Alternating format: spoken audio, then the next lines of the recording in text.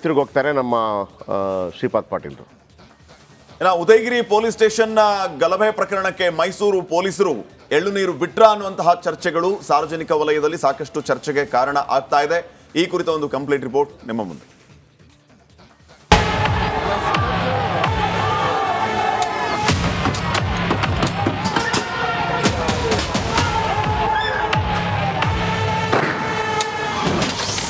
ಸಾವಿರ ಜನರ ಮೇಲೆ ಎಫ್ಐಆರ್, 17 ಮಂದಿ ಮಾತ್ರ ಅರೆಸ್ಟ್. ಠಾಣೆ ಮೇಲೆ ಕಲ್ಲು ತುರಿತ ಕಿರಾತಕರು ಜಾಲಿ ಜಾಲಿ. ಹೌದು, ಉದಯಗಿರಿ ಪೊಲೀಸ್ ಠಾಣೆ ಗಲಭೆ ನಡೆದು ಇಂದಿಗೆ 25 ದಿನ. ಘಟನೆಗೆ ಸಂಬಂಧಪಟ್ಟಂತೆ ಇಲ್ಲಿವರೆಗೂ 17 ಜನರನ್ನ ಮಾತ್ರ ಅರೆಸ್ಟ್ ಮಾಡಿ ಜೈಲಿಗೆ ಕಳುಹಿಸಲಾಗಿದೆ. 1000 ಜನರ ವಿರುದ್ಧ ಎಫ್ಐಆರ್ ದಾಖಲಾಗಿದ್ದೇ ಬಂತು ಹೊರತು ಕಿಡಿಗೇಡಿಗಳ ಅರೆಸ್ಟ್ ಮಾತ್ರ ಆಗಿಲ್ಲ. ಘಟನೆ ನಡೆದ ದಿನ ಪೊಲೀಸರು ಸಿಸಿಟಿವಿ ದೃಶ್ಯಾವಳಿಗಳನ್ನ ಆಧರಿಸಿ ಹಲವರನ್ನ ಮಾರ್ಕ್ ಮಾಡಿ ವಶಕ್ಕೆ ಪಡೆಯಲು ಮುಂದಾಗಿದ್ರು. ಆದ್ರೆ ಅದ್ಯಾಕೆ ಬಳಿಕ ಸೈಲೆಂಟ್ ಆದ್ರೂ ಅನ್ನೋದೇ ಗೊತ್ತಾಗ್ತಾ ಇಲ್ಲ. ಕೇವಲ 17 ಜನರನ್ನ ಜೈಲಿಗೆ ಕಳುಹಿಸಿ ಸಿಸಿಬಿ ಪೊಲೀಸರು ಕೇಸ್ ಕ್ಲೋಸ್ ಮಾಡಿದ್ದಾರೆ ಅನ್ನೋ ಚರ್ಚೆಗಳು ನಡೆಯುತ್ತಿದೆ.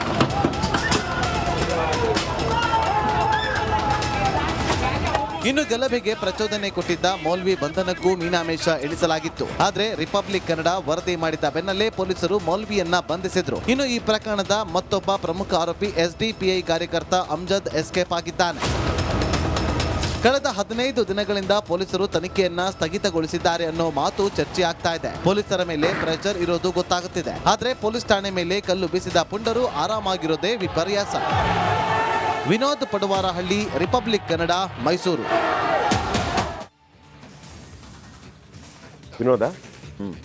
ವಿನೋದ್ ನೇರ ಸಂಪರ್ಕದ. ವಿನೋದ್, ಏನ್ರಿ 1000? ಎಲ್ಲಿ ಈಗ ಈ ಲಕ್ಷ್ಮಣ, ಎಲ್ಲಿ ಶತ್ರುಘ್ನ, ಎಲ್ಲಿ ಏನು ಏಳು ಜಖಮ್ ಗಿಕಮ್, ಏನು ಎಲ್ಲಿಗೆ ಬಂತಿದ್ದು? ಆಮೇಲೆ ನಮಗೂ ನೋಡಿ, ನಾವು ಪಾಪ ಬೇರೆ ಸ್ಟೋರಿಗಳು ಬರ್ತಾ ಇರ್ತೇವೆ, ನಾವು ಅದರಿಂದ ಓಡ್ತಾ ಇರ್ತೀವಿ, ಆದರೂ ಕೂಡ ಬಿಟ್ಟಿಲ್ಲ. ಅಮಾಯಕರು ಅಂತ ಹೇಳಿದ್ರು ಲಕ್ಷ್ಮಣ. ಅಯ್ಯಯ್ಯೋ ಲಕ್ಷ್ಮಣ್ ಬಿಡಿ, ಅಯ್ಯಯ್ಯೋ ಲಕ್ಷ್ಮಣ್ ಅದು ಅವ್ರು ರಾಮನಿಗಿಂತ ಮುಂದೆ ಹೋಗಿದ್ರು. ಏನಾಯ್ತು ವಿನೋದಲ್ಲಿ?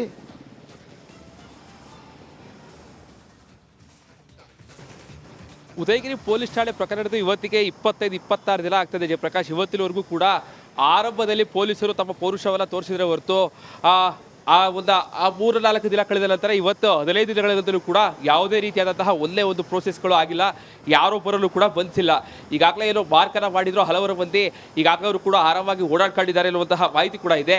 ಜೊತೆಗೆ STPI ಕಾರ್ಯಕರ್ತ ಅಮ್ಜದ್ ಅಂತೇಳಿ ಆತನಲ್ಲೂ ಕೂಡ ಮಾರ್ಕ್ ಮಾಡಿದ್ರು. ಆತನು ಕೂಡ ಈಗ ಆರಾಮಾಗಿ ಉದಯಗಿರಿಯಲ್ಲೇ ಓಡಾಡ್ಕೊಂಡಿದ್ದಾರೆ ಅನ್ನುವಂತಹ ಮಾಹಿತಿಗಳು ಲಭ್ಯ ಆಗ್ತಾ ಇದೆ.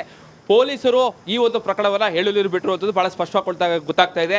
ಈ ಒಂದು ಪ್ರಕರಣವನ್ನು ಕ್ಲೋಸ್ ಮಾಡಿರುವ ರೀತಿಯಲ್ಲಿ ಕಾಣ್ತಾ ಇದೆ. ಇಲ್ಲೊಂದು 2-3 ದಿನಗಳಲ್ಲಿ ಮೌಲ್ವಿ ಸೇರಿದಂತೆ ಯಾರು 17 ಜನ ಬಂಧನ ಆಗಿದ್ರು ಅವರು ಕೂಡ ಬಿಡುಗಡೆ ಆಗುವಂತಹ ಸಾಧ್ಯತೆ ಇದೆ. ಸೊ ಹೀಗಾಗಿ ಈ ಒಂದು ಪ್ರಕರಣವನ್ನು ಸಂಪೂರ್ಣವಾಗಿ ಕೈಚೆಲ್ಲಿರುವಂತೆ ಪೊಲೀಸರಿಗೆ ಕಾಣ್ತಾ ಇರುವಂಥದ್ದು. ಪೊಲೀಸರೇ 1000 ಮುಸ್ಲಿಂ ಯುವಕರ ಪುಂಡರ ಮೇಲೆ FIR ದಾಖಲು ಮಾಡಿದ್ರು. ಆದರೆ ಎಲ್ಲೋ ಒಂದು ಕಡೆ ಮೌಲ್ವಿಯನ್ನು ಬಂಧಿಸಿದ್ದು ಕೂಡ ರಿಪಬ್ಲಿಕ್ ಕನ್ನಡದಲ್ಲಿ ಸತತ 2-3 ದಿನಗಳಲ್ಲಿ ಯಾವಾಗ ಸುದ್ದಿ ಪ್ರಸಾರವಾಯಿತೋ ಎಲ್ಲ ಒಂದು ಕಡೆ ಪ್ರೆಷರ್ ಬಿಲ್ಡ್ ಆಯಿತು. ಆ ಒಂದು ಸಂದರ್ಭದಲ್ಲಿ ನಾವೇ ಖುದ್ದು ಆತರ ಮನೆ ಮತ್ತು ಆತರ ಅಡ್ರೆಸ್ ಅನ್ನು ತೋರಿಸೋ ಕಾರಣಕ್ಕಾಗಿ ಅವರನ್ನು ಕೂಡ ವಶಕ್ಕೆ ಪಡೆದು ಜೈಲಿಗೆ ಕಳಿಸುವಂತಹ ಕೆಲಸ ಆಗಿತ್ತು. ಇದಾದ ಬಳಿಕ ಪೊಲೀಸರು ಒಬ್ಬರನ್ನು ಕೂಡ ವಶಕ್ಕೆ ಪಡೆಯುವಲ್ಲಿ ವಿಫಲರಾಗಿದ್ದಾರೆ. ಇದಕ್ಕೆ ದೊಡ್ಡ ಮಟ್ಟದ ಕಾರಣ ಅಂತಂದ್ರೆ ನಗರ ಪೊಲೀಸ್ ಆಯುಕ್ತೆಯರಿಗಿರುವಂತಹ ದೊಡ್ಡ ಮಟ್ಟದ ಪ್ರೆಷರ್ ಅಂತೇಳಿ ಈಗ ಗೊತ್ತಾಗ್ತಾ ಇದೆ. ಯಾರನ್ನೇ ಕೇಳಿದ್ರು ಕೂಡ ಆ ಒಂದು ಪ್ರಕರಣವನ್ನು ಬಿಟ್ಟು ಬೇರೆ ಯಾವುದಾದ್ರು ಇದ್ರೆ ಕೇಳಿ ಅಂತ ಹೇಳುವಂತಹ ಮನಸ್ಸಿಗೆ ಪೊಲೀಸರು ಬಂದಿದ್ದಾರೆ. ಸೊ ಹೀಗಾಗಿ ಪೊಲೀಸರಿಗೆ ಒಂದು ಫ್ರೀ ಹ್ಯಾಂಡ್ಸ್ ಕೊಟ್ಟಿಲ್ಲ. ಸೊ ಹೀಗಾಗಿ ಈ ಒಂದು ಪ್ರಕರಣ ಸಂಪೂರ್ಣವಾಗಿ ಎಳಿಲಿನ ಬಿಟ್ಟಿದ್ದಾರೆ. ಎಲ್ಲೋ ಒಂದು ಕಡೆ ಮೈಸೂರು ಪೊಲೀಸರ ಬಗ್ಗೆ ಸಾಕಷ್ಟು ಗೌರವ ಇತ್ತು. ಆದರೆ ಮೈಸೂರು ರೇಪ್ ಕೇಸ್ ಪ್ರಕರಣದಲ್ಲೂ ಕೂಡ ಏನು ಟಿಕೆಟ್ ಇಟ್ಕೊಂಡು ಆ ಒಂದು ಕೇಸನ್ನು ಸಂಪೂರ್ಣವಾಗಿ ಬೇಯಿಸಿದಂತಹ ಮೈಸೂರು ಪೊಲೀಸರು ಕಣ್ಣು ಮುಂದೆ ಇರುವಂತಹ ಆರೋಪಿಗಳು ಕಣ್ಣು ಮುಂದೆ ಓಡಾಡ್ತಾ ಇದ್ದಾರೆ. ಅವರೆಲ್ಲ ಕೂಡ ಬಂಧಿಸೋದಕ್ಕೆ ಕೂಡ ಪೊಲೀಸರು ಸಾಕಷ್ಟು ವೀರಾಂಶ ನಡೆಸ್ತಾ ಇದ್ದಾರೆ.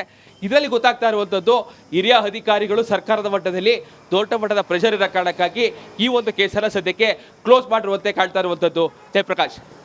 Okay, thank you. ನಿಮ್ಮೆಲ್ಲ ಅಪ್ಡೇಟ್ಸ್ಗೆ ಒಂದಂತೂ ಅರ್ಥ ಆಯಿತು. ನೀವು ಕಲ್ಲೊಡೀರಿ ಮತ್ತೊಂದು ಮಾಡಿ, ಯಾರು ಇಲ್ಲಿ ಮೂರ್ಖರು ಗೊತ್ತಾ? ಕಾನೂನಿನ ಪ್ರಕಾರ ನಡೀತಾರಲ್ಲ ಅವರು ಶತಮೂರ್ಖ. ಹಿಂಗೆ ಕಲ್ಲು ನೋಡಿದ್ರೆ ಮತ್ತೊಂದು ನೋಡಿದ್ರೆ ಪೊಲೀಸರು ಕೂಡ ಹೆದರಿ ಬೆಂಡಾಗ್ಬಿಡ್ತಾರೆ, ಗೌರ್ಮೆಂಟ್ ಕೂಡ ಬೆಂಡಾಗ್ಬಿಡ್ತದೆ. ಎಲ್ಲ ಹಿಂಗೆ. ರೇಣುಕಾಸ್ವಾಮಿ ಕೊಲೆ ಪ್ರಕರಣ, ಉಳಿದವರೆಲ್ಲ ಆರಾಮಾಗಿದ್ದಾರೆ. ರೇಣುಕಾಸ್ವಾಮಿ ಸತ್ತ, ಅವರ ಅಪ್ಪ ಅಮ್ಮನಿಗೆ ಮಗ ಇಲ್ಲ, ಮಗುವಿಗೆ ಅಪ್ಪ ಇಲ್ಲ. ಹೆಂಡತಿಗೆ ಗಂಡ ಇಲ್ಲ, ಉಳಿದದೆಲ್ಲ ನಡೀತದೆ. ಆಮೇಲೆ ಮಾಧ್ಯಮದವರನ್ನು ಕೂತು ಬೈರಿ. ಓಕೆ, ನೆಕ್ಸ್ಟ್ ತಿರುಗಿ ಹೋಗ್ತಾರೆ ನಮ್ಮ ಶ್ರೀಪಾದ್ ಪಾಟೀಲ್ರು. ಉದಯಗಿರಿ ಪೊಲೀಸ್ ಸ್ಟೇಷನ್ನ ಗಲಭೆ ಪ್ರಕರಣಕ್ಕೆ ಮೈಸೂರು ಪೊಲೀಸರು ಎಳ್ಳು ನೀರು ಬಿಟ್ರ ಅನ್ನುವಂತಹ ಚರ್ಚೆಗಳು ಸಾರ್ವಜನಿಕ ವಲಯದಲ್ಲಿ ಸಾಕಷ್ಟು ಚರ್ಚೆಗೆ ಕಾರಣ ಆಗ್ತಾ ಇದೆ. ಈ ಕುರಿತ ಒಂದು ಕಂಪ್ಲೀಟ್ ರಿಪೋರ್ಟ್ ನಿಮ್ಮ ಮುಂದೆ.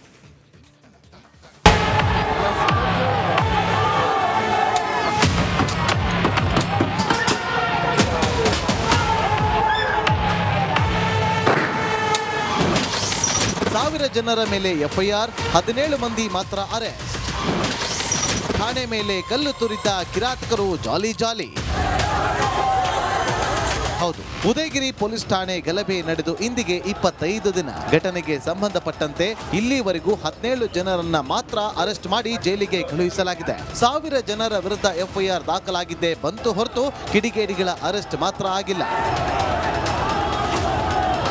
ಘಟನೆ ನಡೆದ ದಿನ ಪೊಲೀಸರು ಸಿಸಿಟಿವಿ ದೃಶ್ಯಾವಳಿಗಳನ್ನ ಆಧರಿಸಿ ಹಲವರನ್ನ ಮಾರ್ಕ್ ಮಾಡಿ ವಶಕ್ಕೆ ಪಡೆಯಲು ಮುಂದಾಗಿದ್ರು. ಆದ್ರೆ ಅದ್ಯಾಕೆ ಬಳಿಕ ಸೈಲೆಂಟ್ ಆದ್ರೂ ಅನ್ನೋದೇ ಗೊತ್ತಾಗ್ತಾ ಇಲ್ಲ. ಕೇವಲ 17 ಜನರನ್ನ ಜೈಲಿಗೆ ಕಳುಹಿಸಿ ಸಿಸಿಬಿ ಪೊಲೀಸರು ಕೇಸ್ ಕ್ಲೋಸ್ ಮಾಡಿದ್ದಾರೆ ಅನ್ನೋ ಚರ್ಚೆಗಳು ನಡೆಯುತ್ತಿದೆ.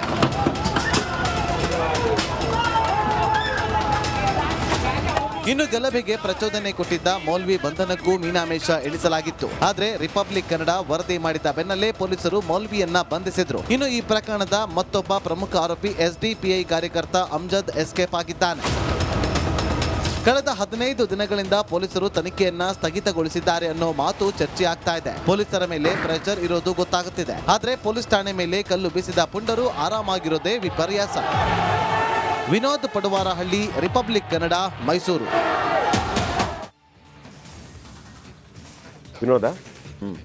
ವಿನೋದ್ ನೇರ ಸಂಪರ್ಕದ. ವಿನೋದ್, ಏನ್ರಿ 1000? ಎಲ್ಲಿ ಈಗ ಈ ಲಕ್ಷ್ಮಣ, ಎಲ್ಲಿ ಶತ್ರುಘ್ನ, ಎಲ್ಲಿ ಏನು ಏಳು ಜಖಮ್ ಗಿಕಮ್ ಏನು ಎಲ್ಲಿಗೆ ಬಂತಿದ್ದು?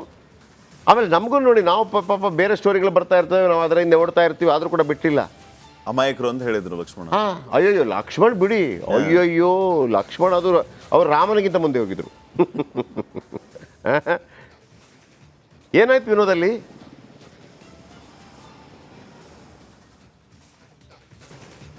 ಉದಯಗಿರಿ ಪೊಲೀಸ್ ಠಾಣೆ ಪ್ರಕರಣದ ಇವತ್ತಿಗೆ 25-26 ದಿನ ಆಗ್ತದೆ ಜಯಪ್ರಕಾಶ್. ಇವತ್ತಿನವರೆಗೂ ಕೂಡ ಆರಂಭದಲ್ಲಿ ಪೊಲೀಸರು ತಮ್ಮ ಪೌರುಷವನ್ನ ತೋರಿಸಿದ್ರೆ ಹೊರತು ಆ 3-4 ದಿನ ಕಳೆದ ನಂತರ ಇವತ್ತು 15 ದಿನಗಳಿಂದಲೂ ಕೂಡ ಯಾವುದೇ ರೀತಿಯಾದಂತಹ ಒಳ್ಳೆ ಒಂದು ಪ್ರೋಸೆಸ್ಗಳು ಆಗಿಲ್ಲ. ಯಾರೊಬ್ಬರಲ್ಲೂ ಕೂಡ ಬಂಧಿಸಿಲ್ಲ. ಈಗಾಗಲೇ ಏನೋ ಮಾರ್ಕನ್ನ ಮಾಡಿದ್ರು ಹಲವರು ಮಂದಿ, ಈಗಾಗಲೇ ಅವರು ಕೂಡ ಆರಾಮಾಗಿ ಓಡಾಡ್ಕೊಂಡಿದ್ದಾರೆ ಎನ್ನುವಂತಹ ಮಾಹಿತಿ ಕೂಡ ಇದೆ. ಜೊತೆಗೆ SDPI ಕಾರ್ಯಕರ್ತ ಅಮ್ಜದ್ ಅಂತೇಳಿ ಆತನಲ್ಲೂ ಕೂಡ ಮಾರ್ಕ್ ಮಾಡಿದ್ರು. ಆತನು ಕೂಡ ಈಗ ಆರಾಮಾಗಿ ಉದಯಗಿರಿಯಲ್ಲೇ ಓಡಾಡ್ಕೊಂಡಿದ್ದಾರೆ ಎನ್ನುವಂತಹ ಮಾಹಿತಿಗಳು ಲಭ್ಯ ಆಗ್ತಾ ಇದೆ. ಪೊಲೀಸರು ಈ ಒಂದು ಪ್ರಕರಣವನ್ನ ಹೇಳಲು ಬಿಟ್ಟರು ಅಂತದ್ದು ಬಹಳ ಸ್ಪಷ್ಟವಾಗಿ ಗೊತ್ತಾಗ್ತಾ ಇದೆ. ಈ ಒಂದು ಪ್ರಕರಣವನ್ನ ಕ್ಲೋಸ್ ಮಾಡಿರುವ ರೀತಿಯಲ್ಲಿ ಕಾಣ್ತಾ ಇದೆ. ಇಲ್ಲೊಂದು 2-3 ದಿನಗಳಲ್ಲಿ ಮೌಲ್ವಿ ಸೇರಿದಂತೆ ಯಾರು 17 ಜನ ಬಂಧನ ಆಗಿದ್ರು ಅವರು ಕೂಡ ಬಿಡುಗಡೆ ಆಗುವಂತಹ ಸಾಧ್ಯತೆ ಇದೆ. ಸೊ ಹೀಗಾಗಿ ಈ ಒಂದು ಪ್ರಕರಣವನ್ನ ಸಂಪೂರ್ಣವಾಗಿ ಕೈಚೆಲ್ಲಿರುವಂತೆ ಪೊಲೀಸರಿಗೆ ಕಾಣ್ತಾ ಇರುವಂಥದ್ದು. ಪೊಲೀಸರೇ 1000 ಮುಸ್ಲಿಂ ಯುವಕರ ಪುಳ್ಳರ ಮೇಲೆ FIR ದಾಖಲು ಮಾಡಿದ್ರು. ಆದರೆ ಎಲ್ಲೋ ಒಂದು ಕಡೆ ಮೌಲ್ವಿಯನ್ನ ಬಂಧಿಸಿದ್ದು ಕೂಡ ರಿಪಬ್ಲಿಕ್ ಕನ್ನಡದಲ್ಲಿ ಸತತ 2-3 ದಿನಗಳಲ್ಲಿ ಯಾವಾಗ ಸುದ್ದಿ ಪ್ರಸಾರವಾಯಿತೋ ಎಲ್ಲ ಒಂದು ಕಡೆ ಪ್ರೆಷರ್ ಬಿಲ್ಡ್ ಆಯಿತು. ಆ ಒಂದು ಸಂದರ್ಭದಲ್ಲಿ ನಾವೇ ಖುದ್ದು ಆತರ ಮನೆ ಮತ್ತು ಆತರ ಅಡ್ರೆಸ್ ಅನ್ನು ತೋರಿಸೋ ಕಾರಣಕ್ಕಾಗಿ ಅವರನ್ನು ಕೂಡ ವಶಕ್ಕೆ ಪಡೆದು ಜೈಲಿಗೆ ಕಳಿಸುವಂತಹ ಕೆಲಸ ಆಗಿತ್ತು. ಇದಾದ ಬಳಿಕ ಪೊಲೀಸರು ಒಬ್ಬರನ್ನು ಕೂಡ ವಶಕ್ಕೆ ಪಡೆಯುವಲ್ಲಿ ವಿಫಲರಾಗಿದ್ದಾರೆ. ಇದಕ್ಕೆ ದೊಡ್ಡ ಮಟ್ಟದ ಕಾರಣ ಅಂತಂದ್ರೆ ನಗರ ಪೊಲೀಸ್ ಆಯುಕ್ತೆಯರಿಗಿರುವಂತಹ ದೊಡ್ಡ ಮಟ್ಟದ ಪ್ರೆಷರ್ ಅಂತೇಳಿ ಈಗ ಗೊತ್ತಾಗ್ತಾ ಇದೆ.